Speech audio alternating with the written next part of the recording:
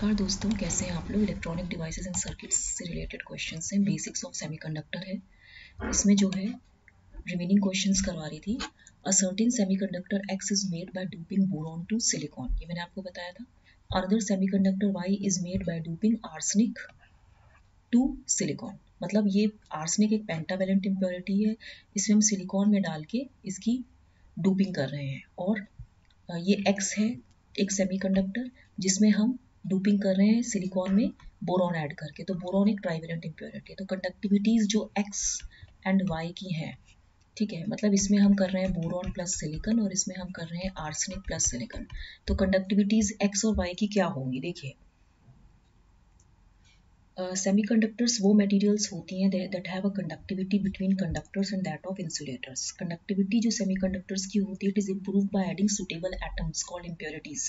किसी की भी सेमीकंडक्टर की कंडक्टिविटी अगर हमें इम्प्रूव करनी तो उसमें क्या करते हैं, इम्प्योरिटीज ऐड करते हैं। वी ऐड इम्प्योरिटीज और इस प्रोसेस को ही हम क्या करते हैं, डूपिंग बोलते हैं, जिससे उसकी कंडक्टिविटी इंक्रीज हो जाए। ठीक है, अब इसमें आप देखिए जैसे आर्सेनिक है, आर्सेनिक के 5 वैलेंस इलेक्ट्रॉन्स हैं, ठीक है। when arsenic is doped to silicon, it forms 4 covalent bonds. ये 4 covalent bonds बनाता है. It forms 4 covalent bonds whenever the arsenic is doped with silicon. ठीक है. This leaves behind an electron which is 5th valence electron. इससे क्या होता है कि 5th valence electron is left behind. एक खाली छूटता है. So therefore, for every atom of arsenic added to silicon, one extra electron is produced. One extra electron is produced for every atom of silicon. For every atom of arsenic. Sorry. ठीक है. हर arsenic के every atom के लिए जो हम silicon में add करते हैं, एक एक्स्ट्रा इलेक्ट्रॉन प्रोड्यूस होता है, क्योंकि इलेक्ट्रॉन्स जो होते हैं they are the charge carriers in the conductor. So more number of electrons indicate की इंक्रीज कंडक्टिविटी है। इंक्रीज कंडक्टिविटी का मतलब होता है कि more number of electrons are produced.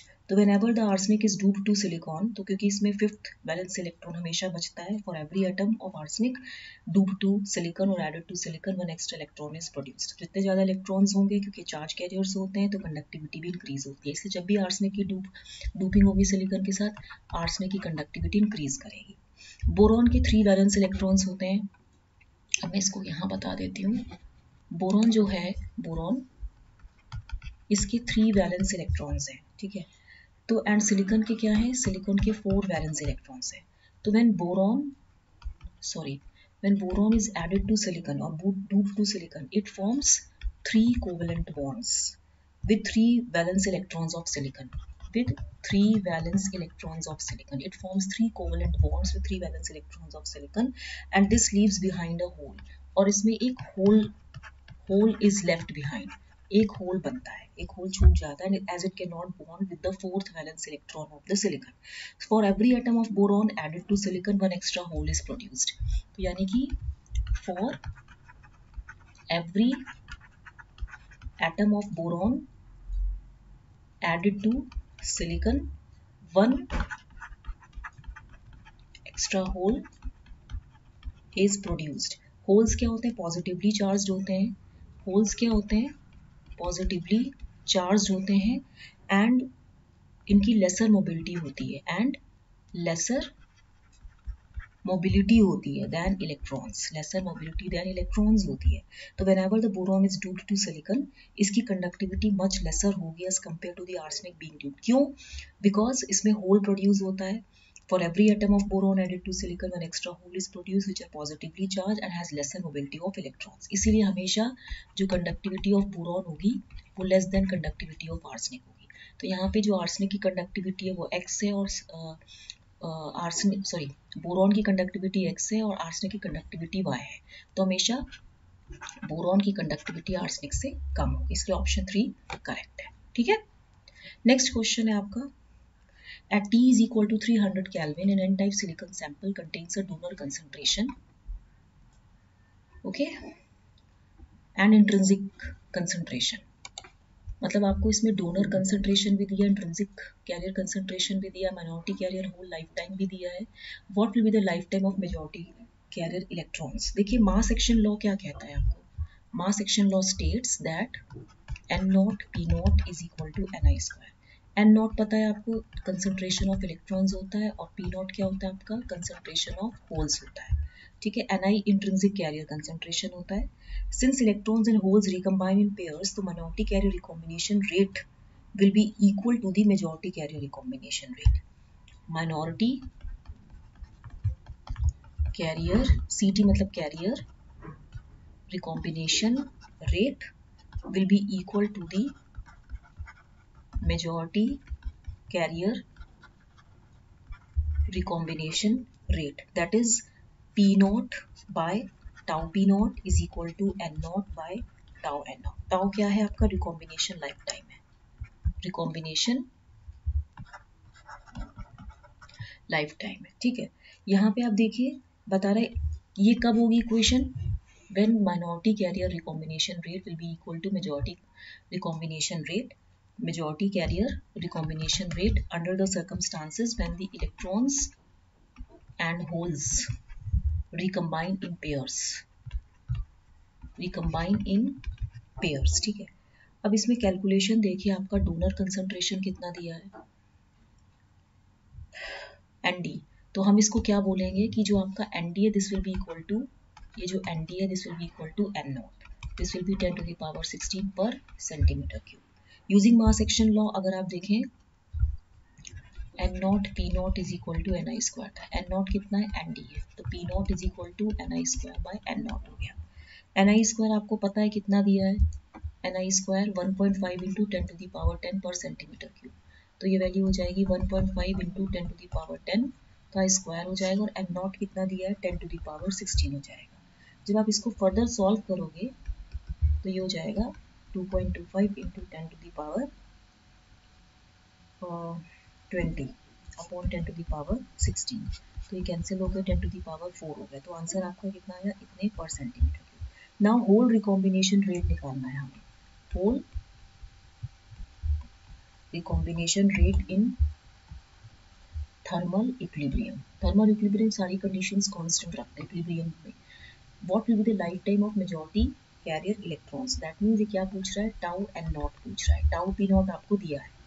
ठीक है, अब इस केस में आप देखिए हम इसको लिख सकते हैं कि R P naught is equal to P P naught by tau P not.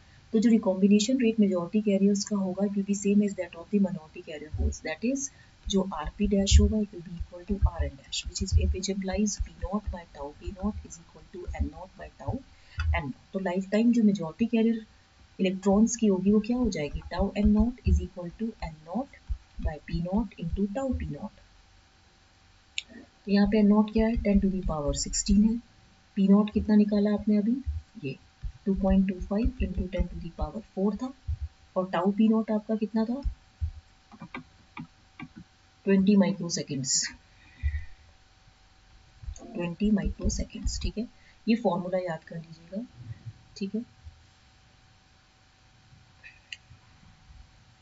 the combination rate of majority carriers will be same as that of the minority carrier holes। ठीक है, तो यहाँ पे ये होल रिकॉम्बिनेशन रेट था। ठीक है, तो हम अब जब इसको फर्दर सॉल्व करेंगे ये कट कुट आके हो जाएगा 10 टू द पावर 12, यहाँ पे हो जाएगा 20 बाई 2.25 इंटू 10 की पावर 6, तो ये वैल्यू आ जाएगी कुछ 8.89 इंटू 10 की पावर 6 सेकेंड्स। तो इसकी वैल्यू कितनी हो जाएगी, 8.89 to 10 to the power 6 seconds हो जाएगी। ठीक है, क्लियर, क्या क्वेश्चन था, ये फॉर्मूला आप नोट कर लीजिएगा। नेक्स्ट क्वेश्चन है ये वाला, which of the following correctly represents the variation of Fermi level with different parameters for an n-type semiconductor। अभी हम देखिए, पहले तो मैं आपको कुछ बेसिक्स क्लियर कर दूं कि Fermi level versus doping concentration, Fermi level versus doping concentration for constant temperature. When doping concentration is zero, तो जो आपका फर्मी लेवल है it coincides with intrinsic Fermi level। ठीक है, जब भी ये तो आपने पढ़ा होगा ना, आपने ये स्ट्रीट्समैन की बुक में, Fermi level versus doping concentration for constant temperature। When doping concentration is 0, तो जो आपका Fermi level होता है coincides with the intrinsic Fermi level, that means EL। When the doping increases, when doping increases, तो जो आपका majority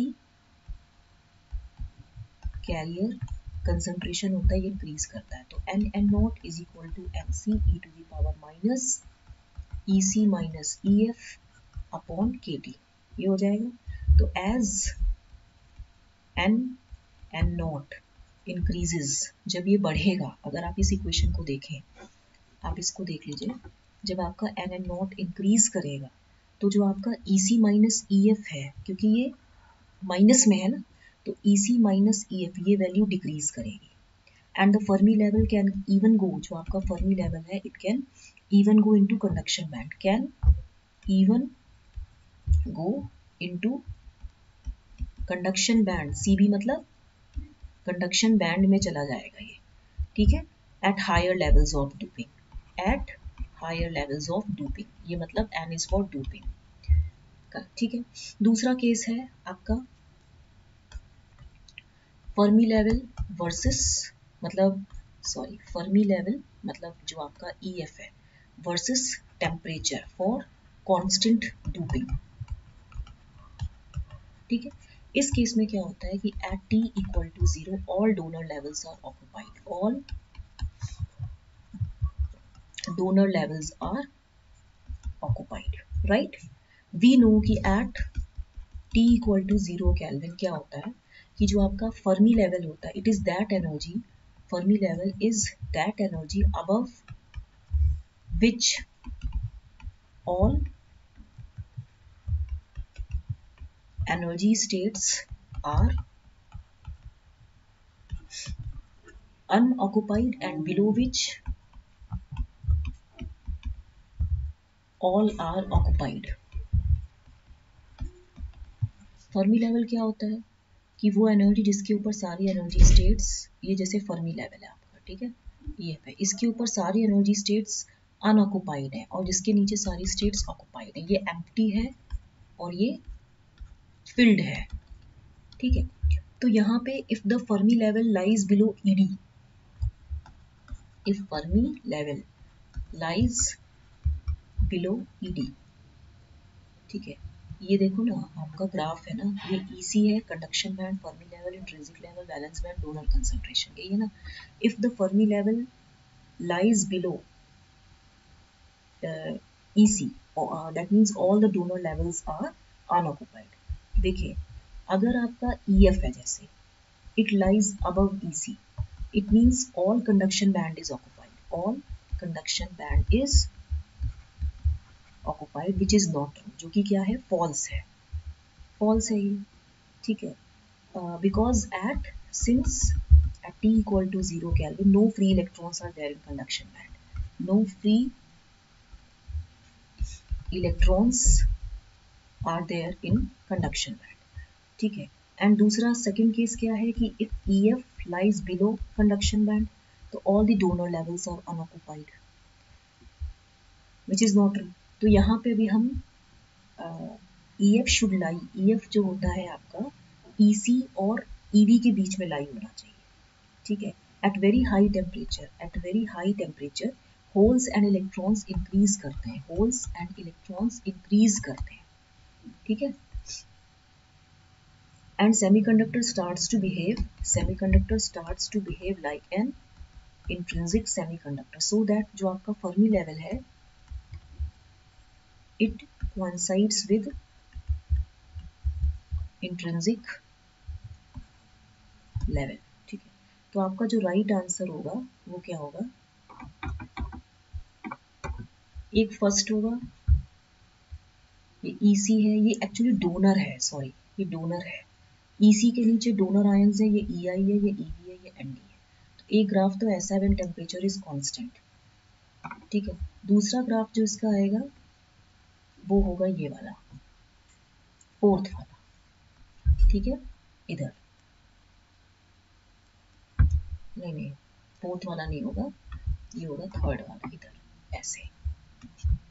तो इसमें मैंने आपको ये दो चीजें तो बताई है। इसने पूछा है which of the following correctly represents the variation of Fermi level with different parameters for an N type semiconductor, ठीक है। तो मैंने आपको एक चीज बताई थी, एक्चुअली इसमें एक डोनर आयन भी है ना, ये सॉरी मैंने मिस कर दिया। इस EF जो है आपका, it should lie between EC and ED, conduction level और ED के बीच में ये लाई होना चाहिए, ठीक है। तो इसने यही बोला है कि अगर फर्मी लेवल आपका ED से नीचे है तो all the donor levels are unoccupied.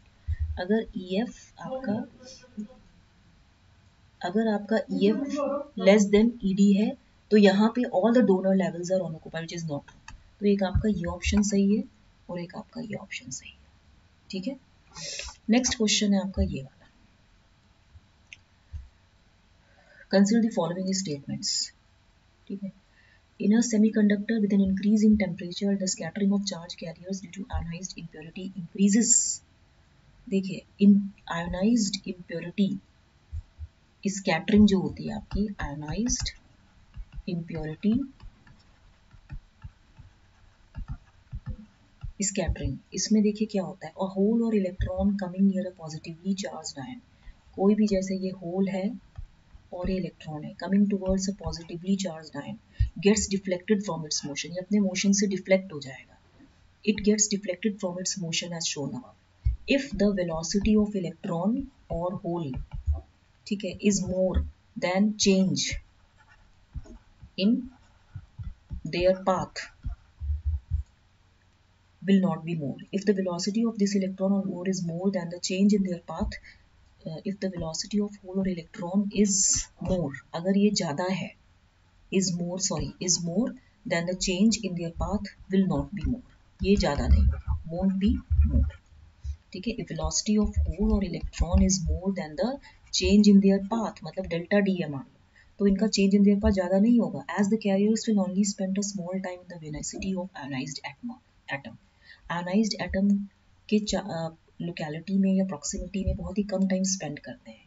With increase in temperature, जो रैंडम वेलोसिटी होती है, जो आपका टेम्परेचर बढ़ता है तो जो उसकी रैंडम वेलोसिटी होती है, रैंडम वेलोसिटी ऑफ इलेक्ट्रॉन्स या होल जो है ये भी इंक्रीज होता है, हैंस स्कैटरिंग जो होती है due to ionised atom will decrease. इसीलिए आपका ये तो गलत है, जिसने बोला ना इंक्रीज, ये गलत है, ये डिक्रीज होता है, इसलिए रॉन्ग है, ठीक है।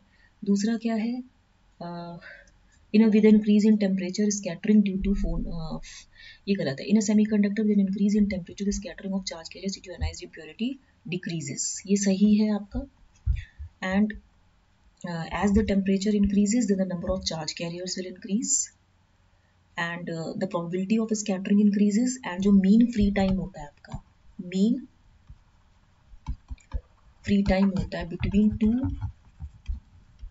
scattering, वो decrease करता है, ठीक है। जब आपका टेम्परेचर इंक्रीज होता है तो क्या होता है, नंबर ऑफ चार्ज कैरियर्स मतलब इलेक्ट्रॉन्स या आपका होल, ये सब इंक्रीज होते हैं, तो प्रोबेबिलिटी जो होती है स्कैटरिंग की, प्रोबेबिलिटी ऑफ स्कैटरिंग वो भी इंक्रीज करते हैं। तो मीन फ्री टाइम जो होता है between the two scattering will decrease.